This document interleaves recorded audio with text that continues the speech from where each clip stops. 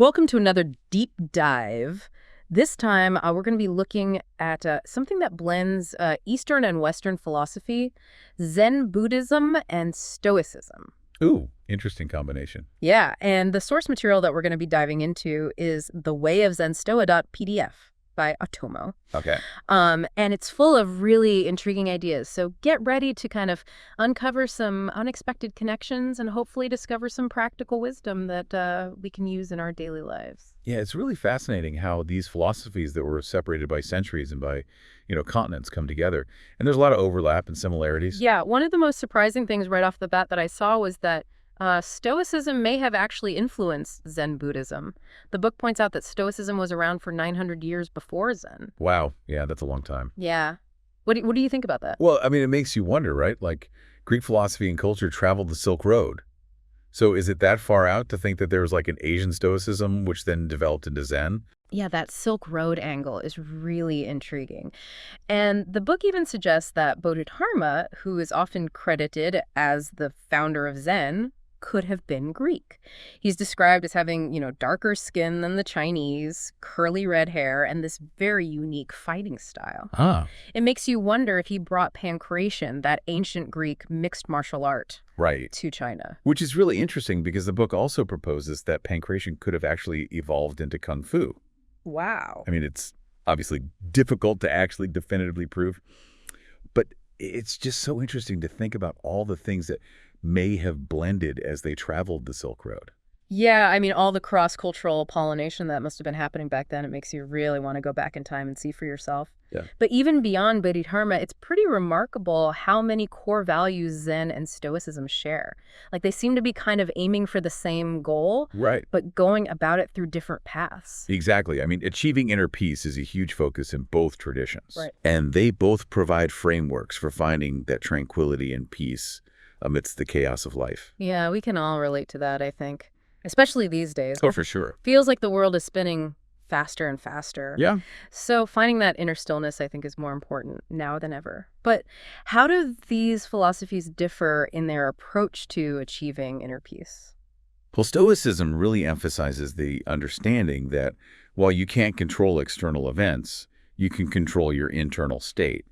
Zen, on the other hand, approaches it through mindfulness and the practice of being present in the moment. Right. But they both acknowledge the transient nature of things, that nothing stays the same forever. Yeah. I mean, Zen expresses this through the concept of muju, while Stoics focus on accepting this ever-changing reality of the world, recognizing that clinging to things that will inevitably change only leads to suffering. Yeah, that makes me think of that quote by Heraclitus, the Greek philosopher, where he says, "No man ever steps in the same river twice, for it's not the same river and he's not the same man."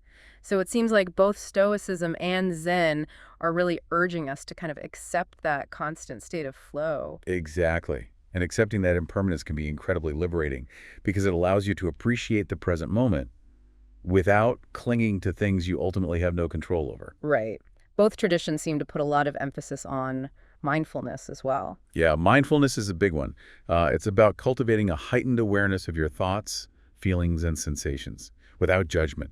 Just becoming an observer of your own mind and learning to detach from the constant stream of thoughts and emotions. Which makes me think of the meditation practices in both traditions. In Zen, there's Zazen, and then in Stoicism, I believe they practiced a form of contemplative meditation.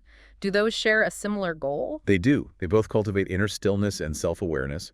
The techniques might differ, but they both give you tools for quieting the mind and connecting deeper with yourself. Right. And then there's detachment, right? Yeah. The idea of not letting external circumstances dictate our inner peace. Yes, detachment is really important to both philosophies. Stoics focus on what's within their control, recognizing that most things in life are external and therefore beyond their influence. Zen teaches letting go of attachments to desires and outcomes. Both philosophies essentially say that true freedom lies in not being swayed by external circumstances. It seems like both philosophies kind of converge on this idea that your internal state is the only thing that you truly have control over, which leads us to the concept of ZenStoa virtues. This is where the book kind of blends the best of both worlds. Yeah, this is where it gets really interesting. Right. So instead of a big, long list of virtues, it kind of boils it down to three key ones: temperance, courage, and justice. Hmm. And I'm curious about temperance. How does the Zen Stoa concept of temperance differ from just practicing moderation? Well, it takes it a step further. It encourages you to really examine your life and see what's truly essential. Strip away the unnecessary to find a simpler, more fulfilling existence. So it's not really about deprivation, but about consciously choosing to focus on what matters. Yes. In a world that's obsessed with more, more, more, that's a pretty radical idea. It is. Now, if we look at courage, the Zen Stoa concept of courage, Yeah. how do you think that differs from our conventional ideas of bravery? Well, I usually think of courage as facing some external threat or danger. But given what we've been talking about with this internal focus, I'm thinking maybe Zen Stoa courage is more about resilience in the face of our own internal struggles. That's a good point. It's more like being a soldier in a campaign, emphasizing vigilance and resilience. But the campaign isn't on a battlefield, it's within ourselves. It's about facing our fears and anxieties, Yeah. our doubts and insecurities. Yeah, mastering our own moans, which Right. is probably the most difficult battle of all. It's fascinating how these seemingly simple virtues have such deep layers of meaning. Right. And the last virtue is justice, right? Yes, and Zen Stoa views justice through a very specific lens. It's about acting for the common good, not just through your actions, but also your thoughts. So it's not enough to just simply do good deeds. You need to cultivate a mindset of compassion and concern for others, Right. recognizing our interconnectedness and understanding that our actions kind of ripple outwards, impacting the world around us. Precisely. And that leads us to the next section in the book, which is the 7 pillars of Stoicism, but viewed through a Zen lens. Okay, so the first pillar is virtue as the highest good. How does that align with Zen philosophy? Well, both Stoicism and Zen place a huge emphasis on cultivating virtuous qualities. Stoicism highlights wisdom, courage, temperance, and justice. Zen outlines 6 virtues: generosity, moral training, patience, energy, meditation, and wisdom. So it's not just about individual fulfillment. It's about recognizing that living virtuously actually benefits everyone. Right. It creates a more harmonious society and contributes to the well-being of all. Exactly. And that shared emphasis on virtue is this powerful common thread between these two seemingly very different traditions. I'm really eager to hear more about how these pillars connect with the Zen principles. Shall we dive into the next one? Let's do it. This next pillar, indifference to external events, should spark some interesting connections to what we've already talked about. Yeah, I have a feeling we're just scratching the surface here of how deeply these philosophies intertwine. This is going to be good. So that first pillar, virtue as the highest good, really kind of sets the stage for the rest of the 7 pillars, like a foundational principle that underlies both philosophies. Absolutely. It highlights the shared belief that, living virtuously isn't just for you. It's about recognizing that our actions have an impact on the world around us and trying to live in a way that benefits all. So let's move on to the second pillar, indifference to external events. This sounds a lot like the Zen idea of detachment. Yeah, there are definitely strong parallels there. Stoics refer to it as apatheia, while Zen uses terms like detachment or equanimity, but the idea of accepting what's outside of your control is in both. There are subtle nuances in how they're understood and practiced. What kind of nuances? Well, Stoicism really emphasizes a more cognitive approach, recognizing through reason that external events are just temporary and out of your hands. So you learn to view them with detachment, not allowing them to control your emotions. So it's about consciously choosing not to be swayed by things that are happening outside of yourself. It sounds like a very deliberate, almost intellectual approach to inner peace. Exactly. Zen, while also acknowledging the importance of non-attachment, cultivates this state through mindfulness and meditation. It's about developing an awareness of the present moment and accepting things as they are without resistance. Less about analyzing your way to detachment and more about cultivating a state of being through practice. Yes. And while both approaches lead to similar outcomes, the paths have distinct flavors. Stoicism is reason and cognitive reframing. Zen leans towards experiential understanding through mindfulness and meditation. It's really interesting how both philosophies kind of arrive at a similar destination through such different approaches. Okay, let's talk about the next pillar, acceptance of fate. This seems like something Zen embraces as well. It does. Zen's suchness, or thusness, beautifully mirrors this. Recognizing the present moment as it is, accepting the reality of what's unfolding without clinging to how you think things should be.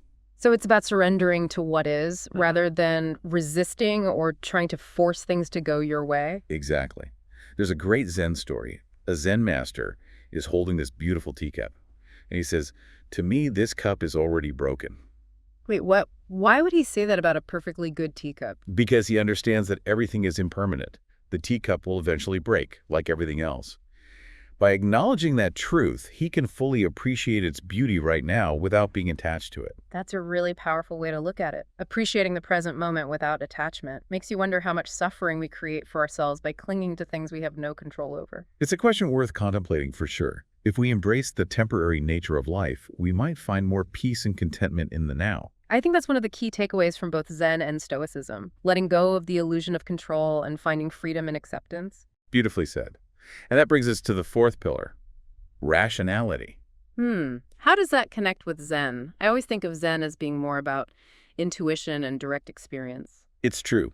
Zen does place a strong emphasis on what they call intuitive knowing, or no mind, a state of pure awareness. But it's not about completely rejecting reason. It's a balanced approach. Both the rational mind and intuitive wisdom are important for navigating life. So it's about finding a harmonious balance between the two, not choosing one over the other. Right. Stoicism, on the other hand, places a huge emphasis on using reason to understand and navigate the world. Stoics believe that through reasoned analysis, you can overcome negative emotions and make good judgments. But doesn't that sound a bit cold, like suppressing emotions instead of dealing with them? That's a common misconception about Stoicism. It's not about suppressing emotions, but rather about using reason to guide your emotional responses. Because many negative emotions stem from irrational thoughts. Right. By examining and challenging those thoughts, you gain control over your emotions. Okay, that makes more sense. So it's more about using reason to get to the root of your emotions rather than just letting them control you. Exactly. And both Zen and Stoicism, they aim for a middle way, avoiding extremes. Finding that balance is the lifelong journey, isn't it? Yeah. But both philosophies offer us tools to help along the way. For sure. And that leads us to the fifth pillar, which we've kind of already talked about, mindfulness. This is something that's become really popular in recent years, even outside of Zen and Stoicism. How did these traditions approach mindfulness? Stoics' mindfulness was about having a heightened awareness of your thoughts, actions, and emotions right now. It was about paying attention to what was happening internally and externally without judgment. So kind of a tool for self-regulation. Yeah, and living in accordance with virtue. And Zen has a similar approach, right? Encouraging people to be fully present. Yes, the idea of the sweeper. This beautiful metaphor to illustrate complete immersion in the present moment. So imagine a person sweeping a floor, completely absorbed in the task. The person, the broom, the floor, the sweeping, all become one. That's a really powerful image. It reminds me of those moments when I'm so engrossed in something, everything else just fades away. Exactly. That state of flow is at the heart of Zen mindfulness. Okay, let's go to the sixth pillar, negative visualization. This always seems so counterintuitive. It does, doesn't it? But both Zen and Stoicism used it as a mental exercise to prepare for challenges and to appreciate what they have. So it's not about dwelling on negative thoughts, but rather using them as a tool for growth. Exactly. The Stoic philosopher Seneca wrote, "What is quite unlooked for is more crushing in its effect, and unexpectedness adds to the weight of a disaster." So you're mentally preparing for the possibility of bad things happening so that you're not totally caught off guard if they do. Yeah. By contemplating challenges, you can develop strategies for dealing with them and build resilience. Are there similar practices in Zen? Oh yeah. The Zen master Ajahn Chah, he was holding a teacup, and he said, "To me, this cup is already broken. Because I know its fate, I can enjoy it fully in the here and now. And when it's gone, it's gone." I'm seeing a theme here. It's about accepting the impermanence and appreciating things while you have them, but not clinging. Yeah, negative visualization can be a really powerful tool for gratitude and reducing attachment. Seems like a really powerful practice, but also a very challenging one. It requires you to have a certain level of mental discipline to contemplate negative things, but not get swept away by them. You're right. Which brings us to that final pillar of Stoicism, self-discipline, which also plays a key role in Zen practice. How do these two traditions approach that concept? Both see self-discipline as essential for living a good and meaningful life. Zen calls it practice. Stoicism uses the term disciplina to describe training and mastering oneself. So it's about controlling your mind and your actions and aligning them with your values. Right. In Zen, self-discipline is cultivated through practices like meditation, mindfulness, and ethical conduct. It's about training the mind to be present, focused, and not bothered by negative thoughts and emotions. And in Stoicism, how is it practiced? Stoics emphasize living in accordance with nature, which they viewed as living in accordance with reason and virtue. So self-discipline was about training the mind to make rational choices, to do what's right, even when it's hard. So it's about having a strong sense of inner control. Exactly. And both traditions view self-discipline as a path to freedom. Mastering yourself means freeing yourself from being controlled by impulses and desires. You can live a more fulfilling and purposeful life. It's amazing how these 7 pillars, which are from Stoic philosophy, resonate with the core principles of Zen. It makes you wonder if there are even more connections between these two that we don't even realize. It really opens up a lot of possibilities. And that brings us to the final and maybe most practical part of this book, how to apply these principles of ZenStoa to modern Western life. Yeah, this is what I'm most curious about. How can we take these ancient wisdom traditions and make them relevant to our lives today? Well, that's what the Way of ZenStoa is trying to do. Yeah. It argues that ZenStoa is a unique path for Westerners who like these philosophies, but may feel intimidated by the cultural barriers or joining those formal lineages. I can definitely relate to that. It can be pretty overwhelming trying to immerse yourself in a tradition that's so different from your own background. I totally get that. And the book emphasizes that you don't have to become a monk to benefit from these teachings. It's about taking the core principles and integrating them into your life in a way that feels right to you. So what are some ways we can actually apply these principles in our daily lives? Well, it encourages you to be mindful in your everyday activities. Whether you're washing dishes, commuting, having dinner with family, bring a sense of presence and awareness to everything you do. It's about making the mundane sacred, finding those little moments of mindfulness. Exactly. It also suggests incorporating the negative visualization that we talked about. Right, the teacup. Instead of getting attached to things, we can contemplate their potential loss to appreciate them more deeply right now. Yes. And of course, self-discipline in all areas of life. Setting intentions, creating routines, sticking to them even when it gets tough. Yes. And being mindful of your thoughts, words, and actions, making sure they align with your values. It's about living with integrity and purpose. Sounds like a pretty good recipe for a more balanced and fulfilling life. It really does. And the Way of ZenStoa provides a pretty good roadmap for anybody looking to try this out. You mentioned that many Western Zen centers have already incorporated Stoic teachings into their practice. Why do you think that is? I think it speaks to the universality of these ideas.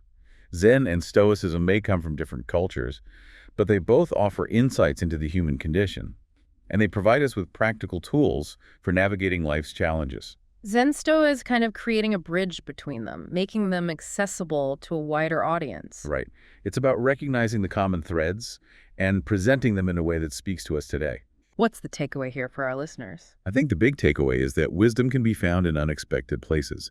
Zen and Stoicism seem very different, but when you dig a little deeper, you find all these shared values and practices that can help us live better lives. And the Way of ZenStoa gives us a practical and inspiring guide for those who want to embark on that journey of self-discovery. It's like an invitation to explore the intersection of Eastern and Western thought and discover how powerful ZenStoa can be. This has been a truly mind-expanding conversation. The connections between these two are so much deeper than I imagined. It's amazing how powerful and relevant those philosophies still are. And this book does a great job of blending them in a way that is both profound and practical. Okay, to wrap up this part of our ZenStoa deep dive, I want to leave our listeners with one final thought. Think about those areas in your life where you feel most stressed or out of balance. How might these principles of ZenStoa help you find peace and clarity? It's really amazing to think about how Zen and Stoicism originated in such different places, yet they offer such a complementary approach to dealing with life's challenges. As we're wrapping up our deep dive into ZenStoa, I'm curious, what aspect of this blend do you think might be most appealing to someone in the West? Well, the book makes the argument that ZenStoa is really practical for integrating these philosophies into a Western context, without all the cultural stuff or joining formal lineages and all that. Right. It acknowledges that a lot of people really like the wisdom in these traditions, but they might be kind of intimidated by them. Yeah, it can be a little daunting when you approach a tradition that feels so different from your own upbringing. Right. And so ZenStoa just takes the core principles and practices and says, here's how you can apply this to everyday life. So it's about taking the essence of these traditions and adapting it to your own life. It reminds me of that quote, take what is useful and discard what is not. Yeah. That's a great way to put it. ZenStoa is all about experimenting and finding what resonates with you. It's not about following a strict set of rules. It's about what works best for you. And the book also highlights that a lot of Zen centers in the West have incorporated Stoic teachings already. It seems like there's a very natural synergy between the two. Oh, for sure. I mean, they both emphasize mindfulness, self-awareness, ethical conduct, Yeah. all that stuff. Yeah. And they offer practical tools for managing your emotions, finding inner peace, living a more meaningful life. They really do complement each other. So as we conclude our deep dive into Zen Stoa, what final thoughts would you like to leave with our listeners? Well, I would say that ZenStoa offers a really compelling way to navigate all the complexities of modern life. Yeah. By really understanding the ideas of mindfulness, detachment, acceptance, you can find more peace and resilience within. And when you focus on virtue, self-discipline, acting for the common good, Yeah. it helps you contribute to a more just and harmonious world. It's so powerful how this ancient wisdom is still so relevant to us today. Maybe by blending the best of the East and the West, we can find new ways to deal with challenges and create a better future. Well said. I really encourage everyone listening to explore these teachings, see what speaks to you. Yeah. You might be surprised by how powerful they can be. Thank you for joining us on this deep dive into Zen Stoa. We hope you enjoyed it and found it insightful.